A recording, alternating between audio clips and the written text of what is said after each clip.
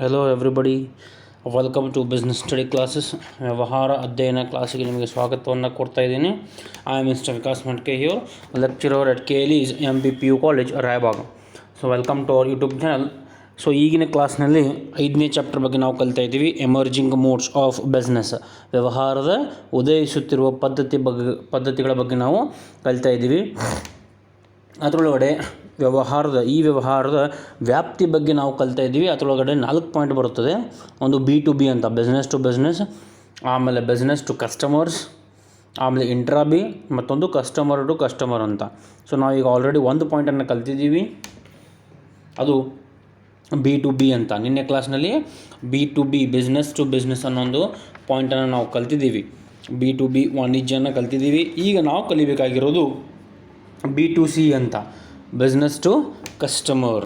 So business to customer ಅಥವಾ B2C commerce ಅಥವಾ B2 ವಾಣಿಜ್ಯ ಅಂದರೆ ಏನು ನೋಡ್ರಿ. ಇಲ್ಲಿ ಬಿಸ್ನೆಸ್ ಯಾರಿಂದ? ವ್ಯವಹಾರದಿಂದ ಗ್ರಾಹಕರಿಗೆ. ಅಲ್ಲಿ ವ್ಯವಹಾರದಿಂದ ವ್ಯವಹಾರಕ್ಕೆ, ಇಲ್ಲಿ ವ್ಯವಹಾರದಿಂದ ಗ್ರಾಹಕರಿಗೆ. So business to customers. ಈ ವಹಿವಾಟುಗಳಲ್ಲಿ ಒಂದು ಕಡೆ ಕಸ್ಟಮರ್, ಮತ್ತೊಂದು ಕಡೆ ಬಿಸ್ನೆಸ್.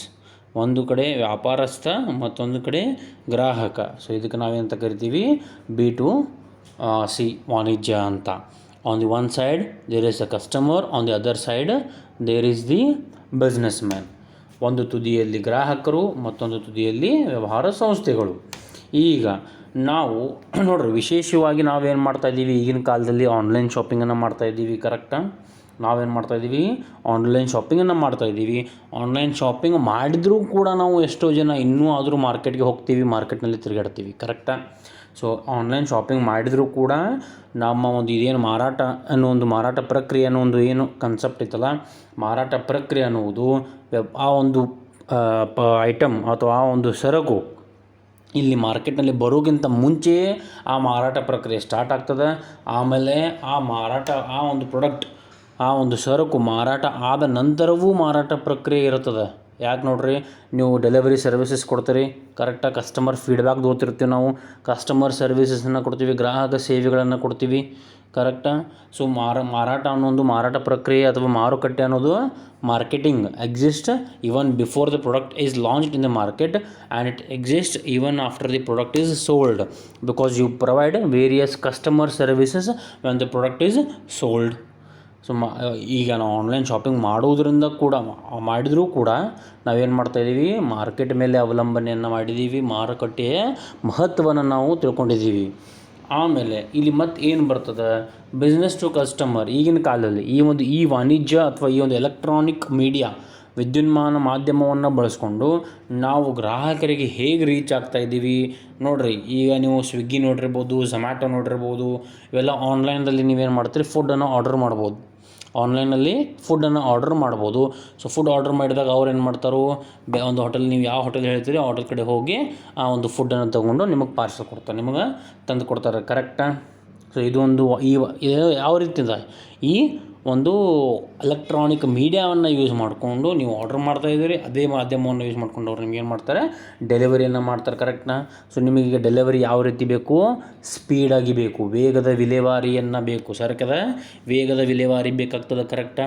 ಈಗ ನೋಡಿರಿ, ಈಗಿನ ಕಾಲದಲ್ಲಿ ಯಾರಿಗೂ ಪೇಷನ್ಸ್ ಅನ್ನೋದೇ ಇಲ್ಲ, ಇಲ್ಲ, ತಾಳ್ಮೆ ಇಲ್ಲ. ಎಲ್ಲರಿಗೂ ಕೆಲಸ ಜಟ್ಪಟ ಆಗಬೇಕು. ಈಗಿನ ಕಾಲದಲ್ಲಿ ಎಲ್ಲರ ಕೆಲಸ ಏನಾಗಬೇಕು? ಅತಿ ವೇಗವಾಗಿ ಕೆಲಸ ಆಗಬೇಕು ಅನ್ನೋದೆಲ್ಲ ಗ್ರಾಹಕರ ಒಂದು ಯೋಚನೆ. ಸೊ ಎಲ್ಲ ಕೆಲಸಗಳು ಜಲ್ದಿ ಆಗಬೇಕಂದ್ರೆ ಈ ಒಂದು ಎಲೆಕ್ಟ್ರಾನಿಕ್ ಮೀಡಿಯಾಗಳನ್ನು ಯೂಸ್ ಮಾಡಿಕೊಂಡು, ಈ ವ್ಯವಹಾರವನ್ನು ಯೂಸ್ ಮಾಡಿಕೊಂಡು ನಾವು ವ್ಯವಹಾರವನ್ನು ಮಾಡಬೇಕಾಗ್ತದೆ. ವಸ್ತುಗಳ ವಿಲೇವಾರಿ ಆಗಿರ್ಬೋದು, ಆಮೇಲೆ ಶೀಘ್ರ ವಿಲೇವಾರಿ ಅಂತ ಕೊಡ್ತೀವಿ ನಾವು, ಸ್ಪೀಡ್ ಡೆಲಿವರಿ ಅಂತ ಹೇಳ್ಬೋದು. ಆಮೇಲೆ ಈಗ ಫಾರ್ ಎಕ್ಸಾಂಪಲ್ ಈ ವಿದ್ಯುನ್ಮಾನ ಮಾಧ್ಯಮ ಅಥವಾ ಎಲೆಕ್ಟ್ರಾನಿಕ್ ಮೀಡಿಯಾ ಬಂದಾಗ, ಈಗ ATM ನೋಡ್ರಿ, ATM cards, automated teller machine, ಅಥವಾ ನೀವೇನಂತೀರಿ ಎನಿ ಟೈಮ್ ಮನಿ ಅಂತ ಕರಿತೀರಿ ನಿಮ್ಮ ಆಡುಭಾಷೆಯಲ್ಲಿ. ಆಟೋಮೆಟೆಡ್ ಟೆಲ್ಲರ್ ಮಷಿನ್ಸ್, ATM ಮಷಿನ್ಸ್ಗಳು ಬಂದಾಗ ನಾವೇನು ಮಾಡ್ತೀವಿ? ಕಾರ್ಡ್ ಯೂಸ್ ಮಾಡಿಕೊಂಡು ಅಮೌಂಟನ್ನು ವಿಡ್ರಾ ಮಾಡ್ಕೋತೀವಿ. ಬಟ್ ಈ ಒಂದು ವಿದ್ಯುನ್ಮಾನ ಮಾಧ್ಯಮ ಇಲ್ಲದಾಗ, ಎಲೆಕ್ಟ್ರಾನಿಕ್ ಮೀಡಿಯಾ ಇಲ್ಲದಾಗ ಮೊದಲು ನಾವೇನು ಮಾಡಬೇಕಾಗ್ತಿದ್ದು? ನಾವು ಅವಾಗ ವಿತ್ಡ್ರಾವಲ್ ಸ್ಲಿಪ್ ಅಂತ ಬರುತ್ತೆ. ವಿತ್ಡ್ರಾವಲ್ ಸ್ಲಿಪ್, ಆ ಒಂದು ವಿತ್ಡ್ರಾವಲ್ ಸ್ಲಿಪ್ಪನ್ನು ತುಂಬಿಕೊಂಡು ಅದನ್ನು ಕೌಂಟರ್ನಲ್ಲಿ ಸಾಲುಗಟ್ಟಲೆ ಲೈನಲ್ಲಿ ನಿಂತ್ಕೊಂಡು ಆಮೇಲೆ ಅಮೌಂಟನ್ನು ವಿತ್ಡ್ರಾ ಮಾಡ್ಕೋಬೇಕು. ಎಲ್ಲ ನೀತಿ ನಿಯಮಗಳನ್ನು ನೀವು ಪಾಲಿಸ್ಕೊಂಡು ಆಮೇಲೆ ಅಮೌಂಟನ್ನು ವಿತ್ಡ್ರಾ ಮಾಡ್ಕೋಬೇಕಾಗ್ತದೆ. ಬಟ್ ATMs ಅನ್ನೋ ಒಂದು ಮಷಿನ್ ಬಂದಾಗ ನಾವೇನು ಮಾಡ್ತೀವಿ, ಡೈರೆಕ್ಟ್ ಕಾರ್ಡನ್ನು ಯೂಸ್ ಮಾಡಿ ಅಮೌಂಟನ್ನು ತೆಗೆದುಕೊಳ್ತೀವಿ. ಕರೆಕ್ಟಾ? ಸೊ ಇದು ಒಂದು ಈ ವಾಣಿಜ್ಯದ ಒಂದು ಪ್ರಮುಖ ಬೆಳವಣಿಗೆ ಅಥವಾ ಅಭಿವೃದ್ಧಿ ಅಂತ ಹೇಳ್ಬೋದು ನೀವು. ಇದು ಕೂಡ ಕಸ್ಟಮರ್ ಸರ್ವಿಸ್. ಕರೆಕ್ಟಾ? ಬ್ಯಾಂಕ್ದವರು ಒಂದು ವ್ಯವಹಾರದ ಸಂಸ್ಥೆ, ನೀವು ಗ್ರಾಹಕರು, ನಿಮಗೆ ಅವರು ಸೇವೆಯನ್ನು ಕೊಡ್ತಾ ಇದ್ದಾರೆ. ಕರೆಕ್ಟಾ? ನಾವೇನು ಕಲಿತಾ ಇದ್ದೀವಿ? ವ್ಯವಹಾರದಿಂದ ಗ್ರಾಹಕರಿಗೆ, ಬಿಸ್ನೆಸ್ ಟು ಕಸ್ಟಮರ್, B2C ವಾಣಿಜ್ಯ. ಕರೆಕ್ಟಾ? ಆಮೇಲೆ ಈಗಿನ ಗ್ರಾಹಕರು ನೋಡ್ರಿ, ಈಗಿನ ಕಾಲಿನ ಗ್ರಾಹಕರು ಹೆಂಗದಾರ ಅಂದ್ರೆ ಸೂಕ್ಷ್ಮ ಆಯ್ಕೆದಾರರು ಅಂತ ನಾವು ಹೇಳ್ಬೋದು. They are sensitive buyers. ಯಾಕಂದ್ರೆ ಪ್ರತಿಯೊಬ್ಬ ಗ್ರಾಹಕ ತನ್ನ ಮೇಲೆ ವೈಯಕ್ತಿಕವಾದ ಗಮನ ಹರಿಸಬೇಕು ಅನ್ನೋ ಒಂದು ಆಸೆಯನ್ನು ಇಟ್ಕೊಂಡಿರ್ತಾನೆ. ಇಲ್ಲಿ ತನ್ನ ವೈಯಕ್ತಿಕ ಗಮನವನ್ನು ಹರಿಸಬೇಕು, ನನ್ನ ಮೇಲೆ ವೈಯಕ್ತಿಕ ಗಮನವನ್ನು ಹರಿಸಬೇಕು. ಅವರು ನಾನು ಯಾವ ರೀತಿ ಹೇಳ್ತೀನಿ ಆ ರೀತಿ ಒಂದು ನನಗೆ ಸರಕನ್ನು ಅವರು ಉತ್ಪಾದನೆ ಮಾಡಿಕೊಡಬೇಕು. ಆಮೇಲೆ ಆ ಸರಕನ್ನು ನಾನು ಯಾವಾಗ ಹೇಳ್ತೀನಿ ಆವಾಗ ಡೆಲಿವರಿಯನ್ನು ಮಾಡಬೇಕು. ಆಮೇಲೆ ನಾನು ಯಾವ ಪ್ಲೇಸ್ನಲ್ಲಿ ಹೇಳ್ತೀನಿ ಅಲ್ಲಿ ಡೆಲಿವರಿ ಮಾಡಬೇಕು. ನಾನು ಯಾವ ಒಂದು ಪೇಮೆಂಟ್ ಮೋಡನ್ನು ಯೂಸ್ ಮಾಡ್ತೀನಿ ಆ ಒಂದು ಪೇಮೆಂಟನ್ನು ಅವ್ರು ಮಾಡ್ಕೊಳ್ಬೇಕು ಅಂತ ತಮ್ಮ ಬಗ್ಗೆ ವೈಯಕ್ತಿಕ ಗಮನ ಹರಿಸಬೇಕು. ಉತ್ಪನ್ನಗಳ ವಿಶೇಷತೆಗಳು ಅವರ ಬೇಡಿಕೆ ತಕ್ಕಂಗೆ ಇರಬೇಕು ಅನ್ನೋ ಒಂದು ಆಸೆ.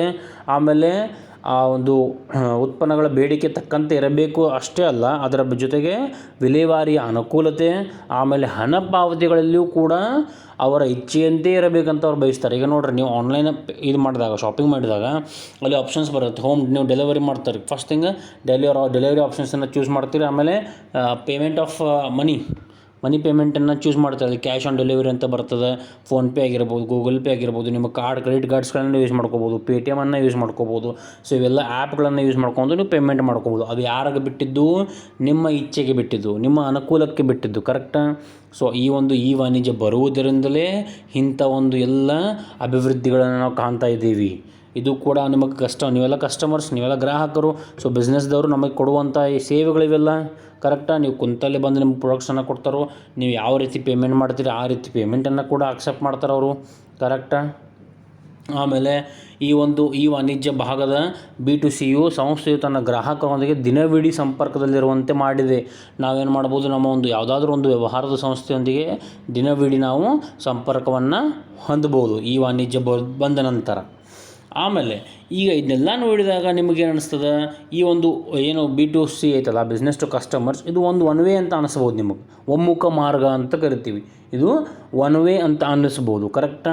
ಯಾಕಂದ್ರೆ ನಾವೇನು ಮಾಡ್ತೀವಿ, ಇಲ್ಲಿ ಗ್ರಾಹಕರು ಏನು ಮಾಡ್ತಾರೋ, ಮೊಬೈಲ್ದಾಗ ಆರ್ಡ್ರ್ ಮಾಡ್ತಾರೋ, ಸರಕುಗಳನ್ನು ಪಡೆದುಕೊಳ್ತಾರೋ. ಇದು ಒನ್ ವೇ ಆಗುತ್ತೆ. ಕರೆಕ್ಟಾ? ಏನು ಕಮ್ಯುನಿಕೇಷನ್ ಇಲ್ಲ, ವ್ಯವಹಾರದ ಸಂಸ್ಥೆ ಜೊತೆ ಏನು ಕಮ್ಯುನಿಕೇಷನ್ ಇಲ್ಲ. ಸೊ ಇದು ಒನ್ ವೇ ಆಗುವುದರಿಂದ ಈ ಒಂದು ಪರಿಣಾಮದಿಂದ ಮತ್ತೊಂದು ಹೊಸ ಕಾನ್ಸೆಪ್ಟ್ ಬಂತು. That is customers to business to customers. ಇದು ಅಪೋಸಿಟ್, ಕಸ್ಟಮರ್ಸ್ ಟು ಬಿಸ್ನೆಸ್.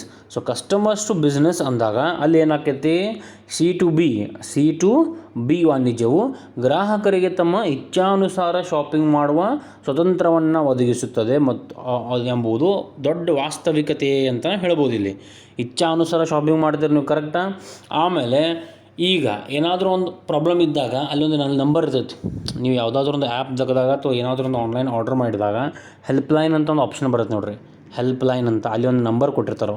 ಆ ನಂಬರ್ಗೆ ನೀವೇನು ಮಾಡ್ಬೋದು, ಫೋನ್ ಮಾಡಿ ನಿಮ್ಮ ದೂರುಗಳನ್ನು ಸಲ್ಲಿಸ್ಬೋದು. ಅಥವಾ ಯಾವುದಾದ್ರೂ ಎಂಕ್ವೈರಿ ಮಾಡ್ಕೊಬಿದ್ರೆ ನೀವು ಮಾಡ್ಕೋಬೋದು. ಕರೆ ಕೇಂದ್ರ ಅಂತ ಕರಿತೀವಿ ನಾವು, ಕಾಲ್ ಸೆಂಟರ್ಸ್. ನೀವೇನು ಮಾಡ್ತೀರಿ, ಅಲ್ಲಿ ಕಾಲ್ ಮಾಡಿ ಒಂದು ಹೆಲ್ಪ್ಲೈನ್ಗಳ ಮೂಲಕ ಯಾವುದೇ ಒಂದು ಹಣ ಪಾವತಿಯನ್ನು ಮಾಡದೆ ನೀವು ಅಲ್ಲಿ ಮಾತಾಡಿಕೊಂಡು ನಿಮ್ಮ ಸಮಸ್ಯೆಯನ್ನು ಬಗೆಹರಿಸ್ಕೊಳ್ಬೋದು. ಆಮೇಲೆ ದೂರನ್ನು ನೀವು ದಾಖಲಿಸಬೇಕಾದ್ರೆ ದೂರನ್ನು ಕೂಡ ಅಲ್ಲಿ ನೀವು ದಾಖಲಿಸಬಹುದು. ಇದು ಯಾವುದು? Customer to business. Customer to business ಅಂದಾಗ ಏನಾಕೈತೆ ಗೊತ್ತ್ರಿ, ಇಲ್ಲಿ ಜಸ್ಟ್ ಫೀಡ್ಬ್ಯಾಕ್ ಅಷ್ಟೇ ಇರ್ತದೆ. ಏನು ಫೀಡ್ಬ್ಯಾಕ್? ಅವ್ರ ಕಡೆಯಿಂದ ನಾವು ಫೀಡ್ಬ್ಯಾಕನ್ನು ತಗೋತೀವಿ. ಕ್ಲಿಯರ್? ಇದೆಲ್ಲ ಯಾವುದು? B2C commerce, business to customers. So business to customers one way ಆದಾಗ ನಾವು ಒಂದು ಹೊಸ ಕಾನ್ಸೆಪ್ಟನ್ನು ಕಲ್ತ್ಕೊಂಡಿವಿ. ಅಲ್ಲಿ ಕಸ್ಟಮರ್ ಟು ಬಿಸ್ನೆಸ್ ಅಂತ ಬರುತ್ತೆ. ಕಸ್ಟಮರ್ ಟು ಬಿಸ್ನೆಸ್ ಅಂದರೆ ಏನು? ಅಲ್ಲಿ ಜಸ್ಟ್ ಫೀಡ್ಬ್ಯಾಕನ್ನು ತಗೋತಾ ಇರ್ತೀವಿ ನಾವು. ಆಮೇಲೆ ನೆಕ್ಸ್ಟ್ ಬರೋದು ಇಂಟ್ರಾ-ಬಿ ಅಂತ. ಯಾವುದು? ಇಂಟ್ರಾ-ಬಿ ವಾಣಿಜ್ಯ ಅಥವಾ ವ್ಯವಹಾರದ ಅಂತರ್ಗತ ವಾಣಿಜ್ಯ ಅಂತ ನಾವು ಕರಿತೀವಿ. ಈ ವ್ಯವಹಾರದ ಅಂತರ್ಗತ ವಾಣಿಜ್ಯ ಅಂದರೆ ಏನು ನೋಡಿರಿ, ಒಂದು ವಿದ್ಯುನ್ಮಾನ ವಹಿವಾಟುಗಳಲ್ಲಿ ತೊಡಗಿರುವ ವ್ಯಕ್ತಿಗಳು ಒಂದು ನಿರ್ದಿಷ್ಟದ ವ್ಯವಹಾರ ಸಂಸ್ಥೆಯವರೇ ಆಗಿರುತ್ತಾರೆ. ಒಂದು ವಿದ್ಯುನ್ಮಾನದ ವಹಿವಾಟು, in an electronic transaction both the parties in the transaction are concerned to the business. ಇಬ್ಬರು ಜನ ಏನು ಮಾಡ್ತಿರ್ತಾರಲ್ಲ ವ್ಯವಹಾರವನ್ನು, ಅವರಿಬ್ಬರೂ ಕೂಡ ವ್ಯವಹಾರದ ಸಂಸ್ಥೆಯೇ ಸದಸ್ಯರಾಗಿರ್ತಾರೆ ಹೊರತಾಗಿ ಬೇರೆಯವರು ಆಗಿರೋಂಗಿಲ್ಲ ಅಥವಾ ಹೊರಗಿನವರು ಆಗಿರುವುದಿಲ್ಲ. ಆಮೇಲೆ ಈಗ ನೀವು ಈ ವ್ಯವಹಾರ ಮತ್ತು ಈ ವಾಣಿಜ್ಯ ಬಗ್ಗೆ ಕಲ್ತಿದ್ದೀರಿ. ಈ ವ್ಯವಹಾರದಲ್ಲಿ ನಾವೇನು ಮಾಡ್ತೀವಿ, ಈ ವಾಣಿಜ್ಯದಲ್ಲಿ ಅಥವಾ ಈ ವ್ಯವಹಾರದಲ್ಲಿ ನಾವೇನು ಮಾಡ್ತೀವಿ, ಗ್ರಾಹಕರೊಂದಿಗೆ ಅಥವಾ ಪೂರೈಕೆದಾರರೊಂದಿಗೆ ಕಂಪ್ಯೂಟರ್ ನೆಟ್ವರ್ಕ್ ಅಥವಾ ಗಣಕಯಂತ್ರಗಳ ನೆಟ್ವರ್ಕ್ ಮೂಲಕ ನಾವು ಸಂವಹನ ಮಾಡ್ತೀವಿ. ಕರೆಕ್ಟಾ? ಸೊ ಆವಾಗ ಸಂವಹನವನ್ನು ಮಾಡ್ತೀವಿ. ಆಮೇಲೆ ಇಲ್ಲಿ ಗಣಕಯಂತ್ರಗಳ ನೆಟ್ವರ್ಕ್ ಬಳಕೆಯು ಮಾರಾಟ ಪ್ರಕ್ರಿಯೆ ವಿಭಾಗವು ನಿರಂತರವಾಗಿ ಉತ್ಪಾದನಾ ವಿಭಾಗದೊಂದಿಗೆ ಸಂವಹನ ನಡೆಸುವುದನ್ನು ಸಾಧ್ಯಗೊಳಿಸುತ್ತದೆ. ನೋಡಿರಿ, ಒಂದು ಸಂಸ್ಥೆ ಒಳಗಡೆ, ಒಂದು ಆರ್ಗನೈಸೇಷನ್ ಅಥವಾ ಒಂದು ಕಂಪ್ನಿ ಒಳಗಡೆ ಬೇರೆ ಬೇರೆ ಡಿಪಾರ್ಟ್ಮೆಂಟ್ಸ್ ಇರ್ತಾವೆ. ಮಾರ್ಕೆಟ್ ಡಿಪಾರ್ಟ್ಮೆಂಟ್ ಆಗಿರ್ಬೋದು, ಸೇಲ್ಸ್ ಡಿಪಾರ್ಟ್ಮೆಂಟ್ ಆಗಿರ್ಬೋದು, ಪರ್ಚೇಸ್ ಡಿಪಾರ್ಟ್ಮೆಂಟ್ ಆಗಿರ್ಬೋದು, ಇನ್ವೆಂಟರಿ ಡಿಪಾರ್ಟ್ಮೆಂಟ್ ಅಂದರೆ ಸ್ಟಾಕ್ ಡಿಪಾರ್ಟ್ಮೆಂಟ್ ಅಂದರೆ ಸ್ಟಾಕನ್ನು ಮೇಂಟೈನ್ ಮಾಡುವಂಥ ಡಿಪಾರ್ಟ್ಮೆಂಟ್ ಆಗಿರ್ಬೋದು. ಸೊ ಅಲ್ಲಿ ಏನಾಕೈತಿ, ಬೇರೆ ಬೇರೆ ವಿಭಾಗಗಳಂತ ನೀವು ಕಾಣ್ಬೋದು.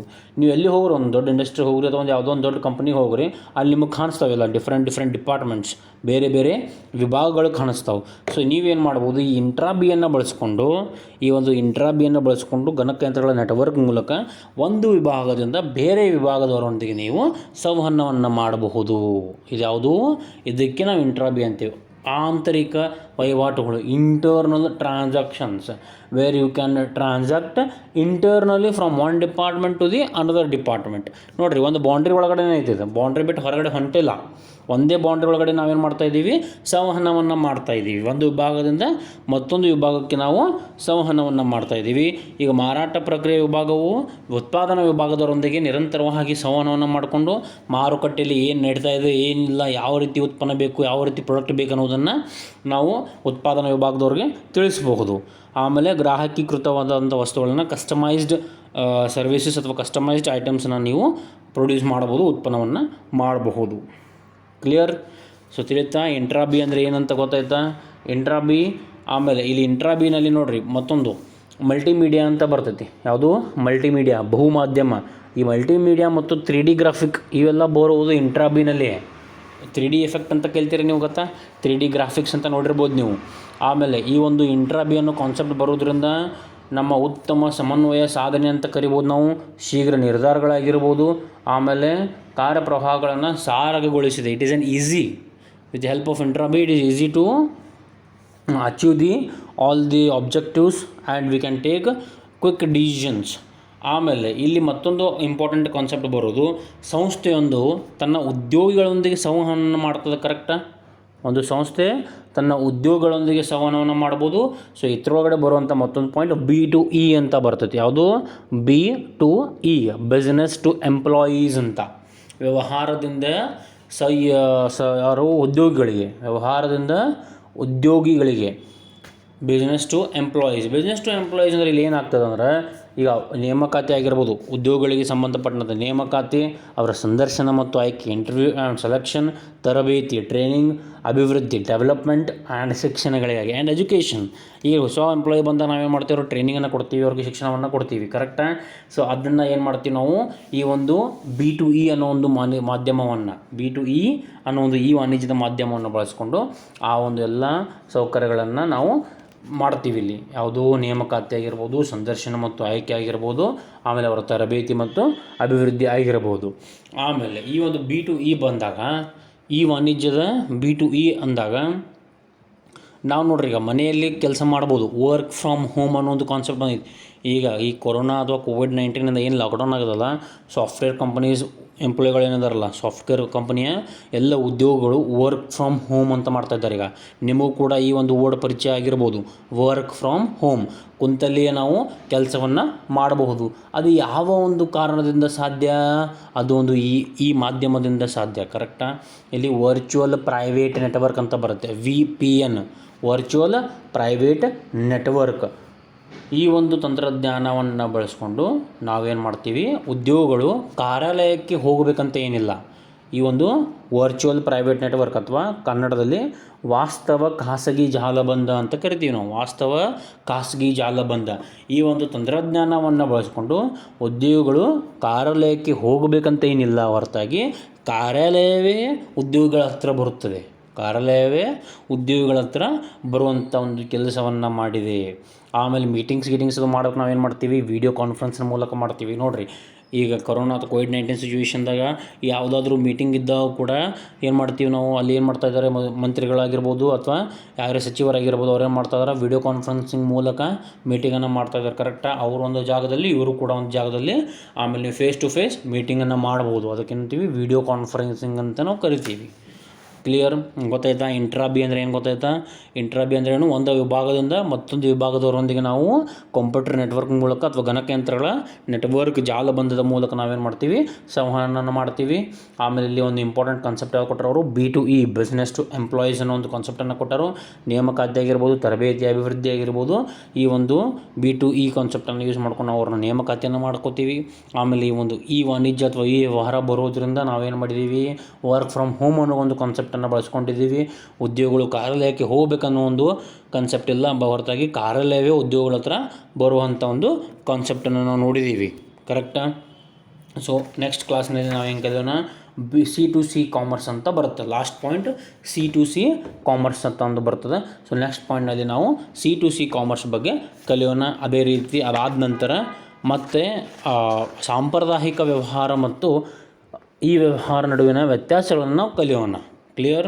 ಸಾಂಪ್ರದಾಯಿಕ ವ್ಯವಹಾರ ಮತ್ತು ಈ ವ್ಯವಹಾರಗಳಲ್ಲಿರುವ ವ್ಯತ್ಯಾಸಗಳನ್ನು ನಾವು ನೆಕ್ಸ್ಟ್ ಕ್ಲಾಸ್ನಲ್ಲಿ ಕಲಿಯೋಣ. ಗೊತ್ತಾಯ್ತಾ? ಈಗಿನ ಕ್ಲಾಸ್ನಲ್ಲಿ ಏನೇನು ಕಲ್ತೀವಿ, B2C, that is business to commerce, business to customers.